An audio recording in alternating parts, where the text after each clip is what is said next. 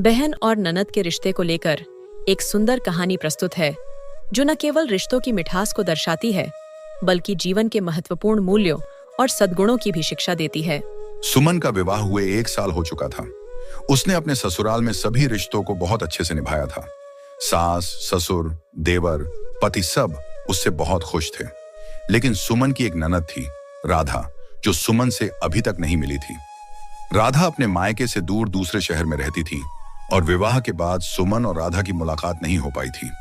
एक दिन सुमन के पति मोहन ने उसे बताया, सुमन, राधा कुछ दिनों के लिए घर आ रही है। सुमन को खुशी हुई, लेकिन साथ ही थोड़ी चिंता भी थी।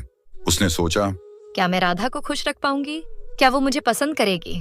कुछ दिनों बाद राधा घर आई। उसका स्वभाव बहुत ही हंसमुख और मिलनसार था।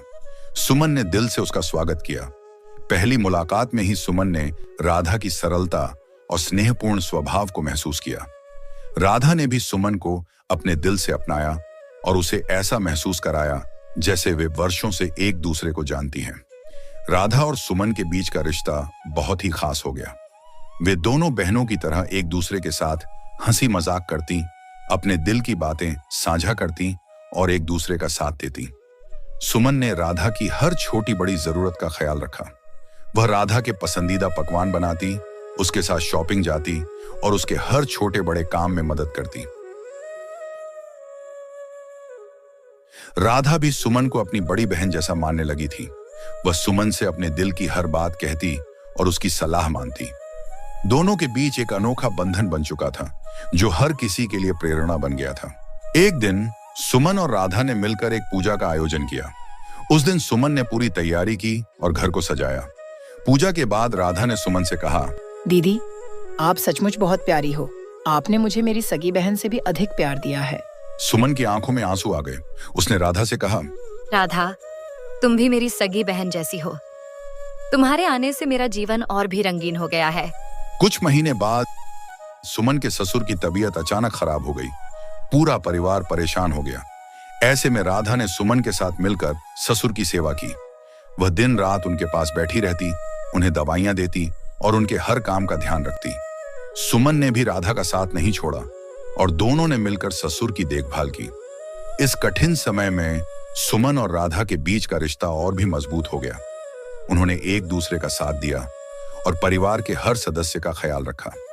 कुछ समय बाद राधा को अपने घर वापस जाना पड़ा। विदाई के समय सुमन और राधा दोनों की आंखें नम हो गईं। राधा ने सुमन से कहा, दीदी, मुझे कभी महसूस नहीं हुआ कि मैं अपने मायके से दूर हूँ। आपने मुझे इतनी मोहब्बत दी कि मैं इस घर को ही अपना घर मानने लगी हूँ। सुमन ने भी भावुक होते हुए कहा, राधा, तुम हमेशा मेरी बहन बनकर रहोगी। तुम्हारे बिना ये घर सूना लग रहा है।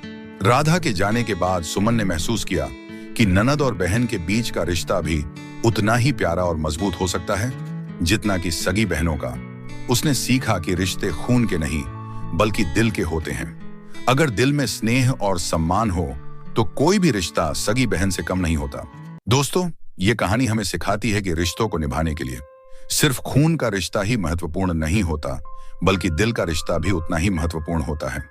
सुमन और राधा का यह रिश्ता हमें यह सिखाता है कि हमें हर रिश्ते को दिल से अपनाना चाहिए और उसमें सच्चे दिल से प्यार और सम्मान देना चाहिए।